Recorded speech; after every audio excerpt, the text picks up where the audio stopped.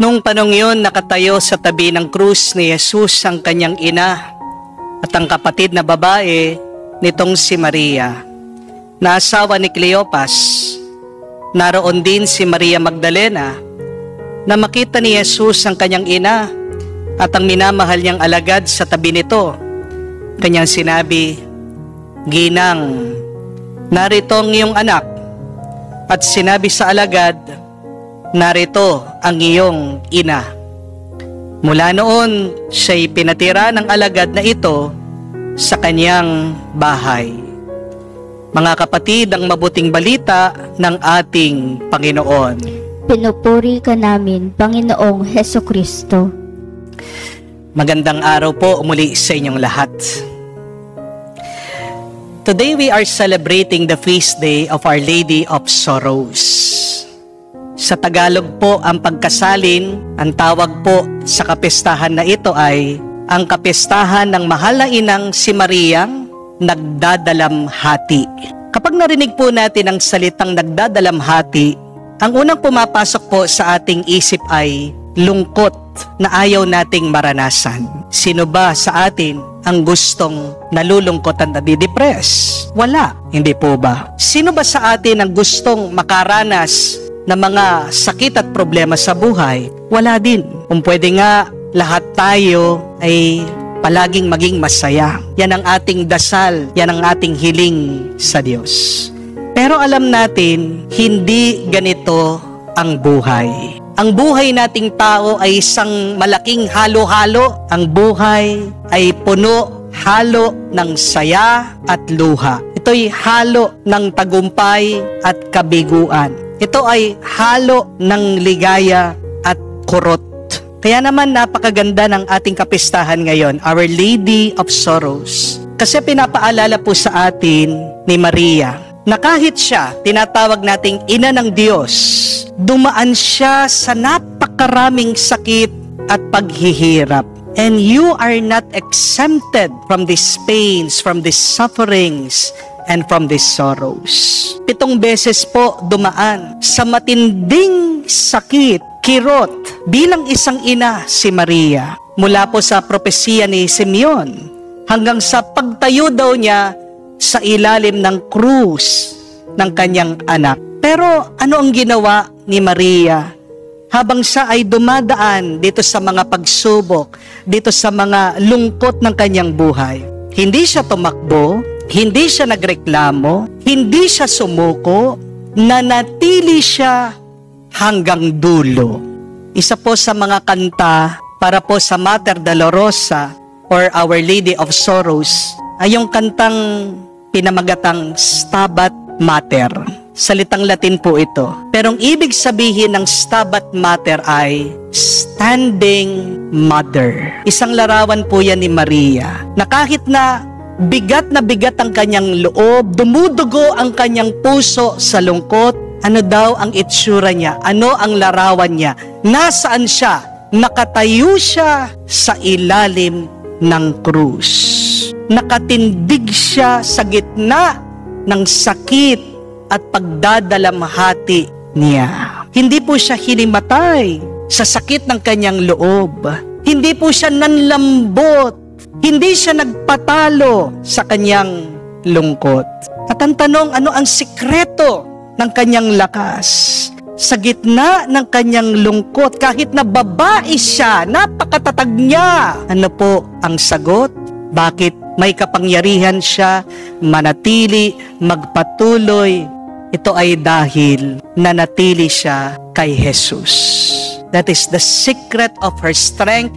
In the midst of her sorrow, she remained with Jesus. Kaya tandaan niyo po yan, mga kapatid. Hindi tayo mananatiling malakas. Wala tayong kapangyarihan. Kulang gamit natin ang sarili nating lakas. Tao tayong mahina. Tao tayong hindi perpekto. Tao tayong makasalanan. Pero nagiging malakas lang tayo dahil may kasama tayo. Ang lakas ni Maria ay hindi galing sa kanya, ito ay galing sa kanyang anak, si Kristo, ang ating Panginoon at ang ating Diyos. Kaya nga kapag meron kang problema, meron ka mang sakit, parang nawawalan ka na ng pag-asa. Kapatid, tandaan mo ito, hindi ka nag-iisa. Kasama mo si Kristo. At kasama mo ang ating mahal na ina si Maria dahil nauunawaan niya ang iyong lungkot, ang iyong sakit. At ito po ang ating unang matututunan sa Mater Dolorosa, na kahit na sa kanyang lungkot, nanatili siyang malakas. That is the first good news, my dear friends. You can be strong in the midst of your sorrows, of your pain, of your sadness, of your depression, if you stay close to Jesus. Tignan nyo yung mga palaging nalulungkot. Sino yung mga nadidepress? Sila yung mga taong nakalimutan na nila ang Diyos. Ang mga taong nababalot ng lungkot ang kanilang puso ay ang mga taong nagkukulang na sa panalangin. Amen? Posible maging malakas ka kung magdadasal ka, kung mananalig ka, kung lalapit ka kay Jesus.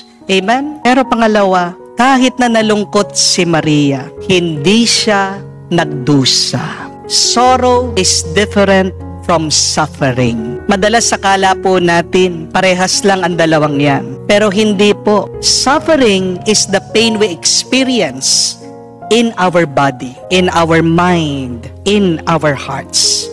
Ito po ay yung hirap na dulot ng sakit, problema, bigat ng buhay. That is suffering. For example po, halimbawa, nawalan ka ng trabaho, nawalan ka ng minamahal, namatayan ka, meron kang malubhang karamdaman. Yan po ay suffering. Suffering is the wound itself. Yan yung sugat mismo. But sorrow is a different story. Sorrow, on the other hand, is the deep sadness of the heart. Hindi lang po physical na sakit, kundi emosyonal at spiritual na kirot. Sorrow is the cry of the soul. Mary is called Our Lady of Sorrow. She is not called Our Lady of Suffering. Pansin niyo po? Bakit? Kasi hindi naman po pinako sa krus si Maria. Hindi naman siya nilatigo. Hindi naman siya yung pinutungan ng tinik. Kung nakaranas siya ng sakit sa kanyang katawan, she may be called the Lady of Suffering. Pero hindi. Pero kahit na hindi siya dumaan dun sa physical na sakit na naranasan, pinagdaanan ng kanyang anak, dama niya lahat ng pinagdaanan ng ating Panginoong Hesukristo. Naramdaman niya ang bawat latigo, kahit din siya, naranasan niya na parang pinapako siya sa krus. Bakit? Unawain niyo po, mga kapatid. Ang sorrow po kasi ay bunga ng pagmamahal.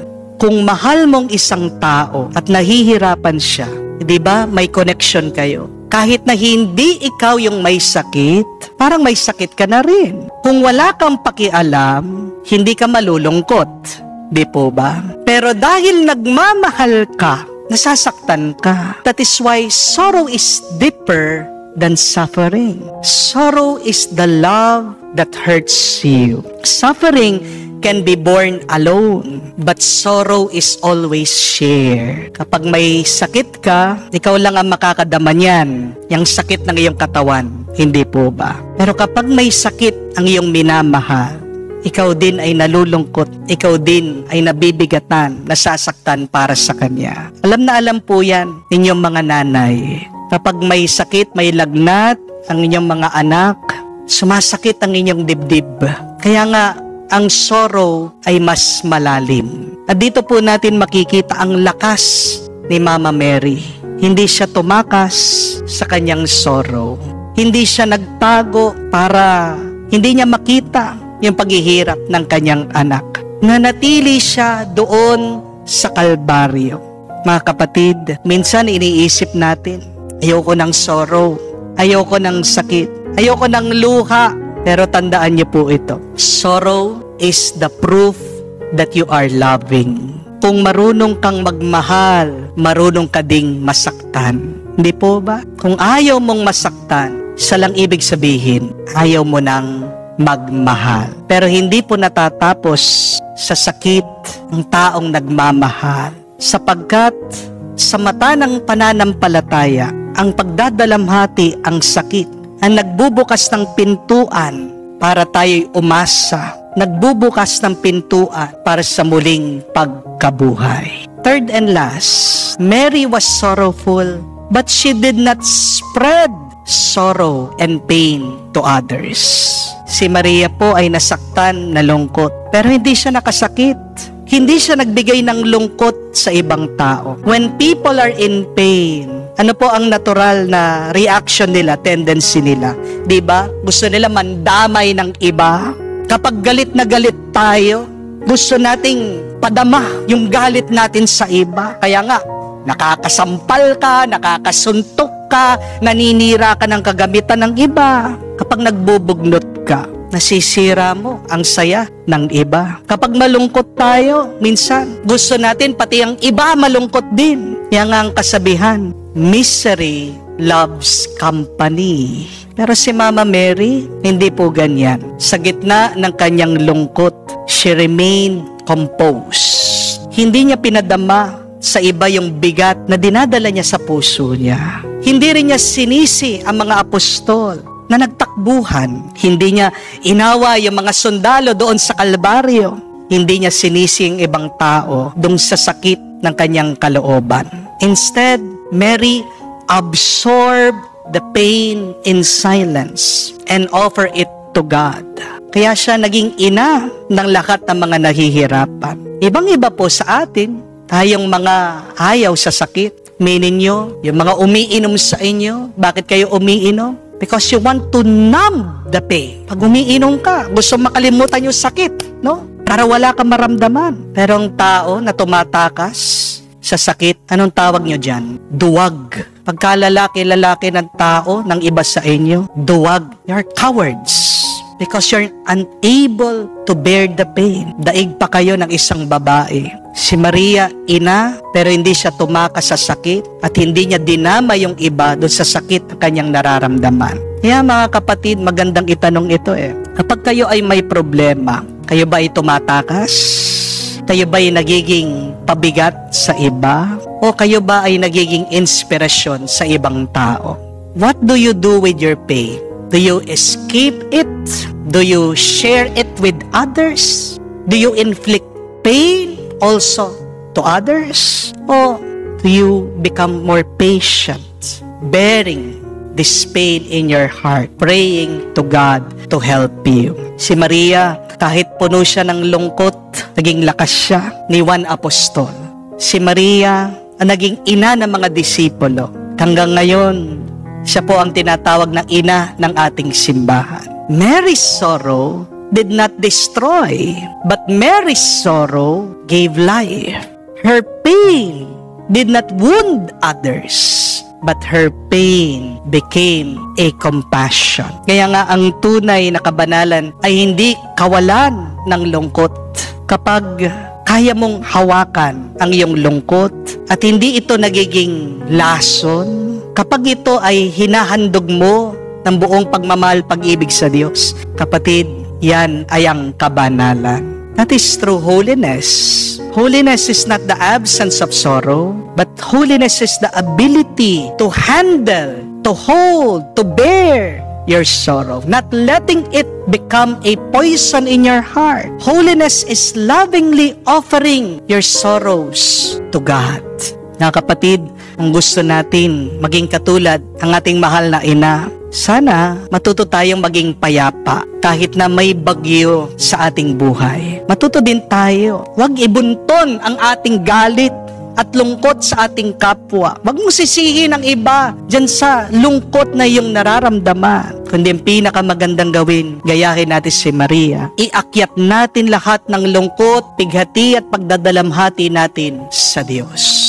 At doon tayo magiging tunay na Kristiyano. Kapag ang ating mga sorrows ay hindi na nakakadagdag sa lungkot ng mundong ito, nagiging tunay kang Kristiyano. Kapag ikaw ay nagiging daan ng pag-ibig, habag at pag-asa, kahit na ikaw ay nagdadalamhati at dumadaan sa problema sa buhay. Mga kapatid, tayong matakot sa ating mga kalungkutan. Huwag nating iiwasan. Ang ating mga krus ay hindi pa katapusan. Ang krus ay daan patungo sa muling pagkabuhay. Kaya kapag dumadaan ka sa paghihirap, yakapin mo ito kasama si Kristo. Sabihin mo, Lord, hindi ko man kaya ito, pero nakakaya ko. Kasi alam ko, hindi ako nag-iisa at kasama mo, alam ko, lalaban ako at magwawagi ako hanggang dulo. Huwag mong kalimutan, kapatid, gaya ni Maria, na ang kalungkutan ay hindi nagtatagal. As Saint Teresa of Avila reminds us,